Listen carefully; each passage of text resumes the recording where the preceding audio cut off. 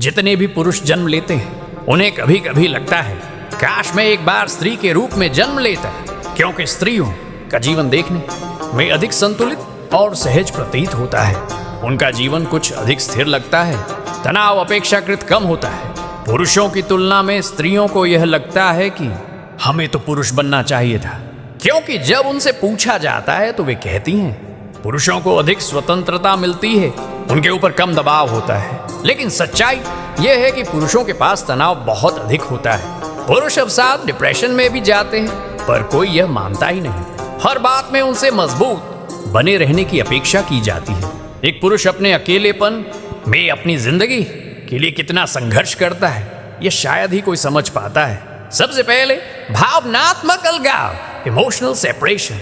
समाज ने पुरुषों को यह सिखाया है कि पुरुष रो नहीं सकते, उन्हें हर परिस्थिति में मजबूत रहना होगा।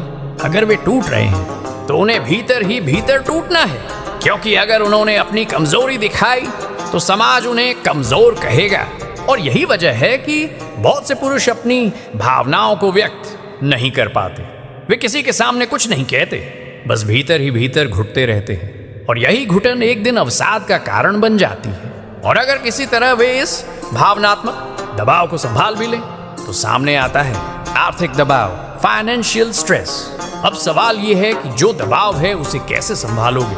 आज के समय में भी समाज पुरुष को उपार्जक या पालनकर्ता के रूप में देखता है। मान लिया गया है कि एक पुरुष ही पूरे घर का खर्च उठाएगा, भले ही उसका साथी भी समान रूप से कमाई कर रहा हो, फिर भी फर्क नहीं पड़ता। क्योंकि अगर किसी कारणवश पुरुष की नौकरी चली जाए या आर्थिक समस्या आ जाए तो फिर सारा दोष उसी पर आ जाता है। फिर लोग कहते हैं अब तो पुरुष होकर भी कुछ नहीं कर पाए।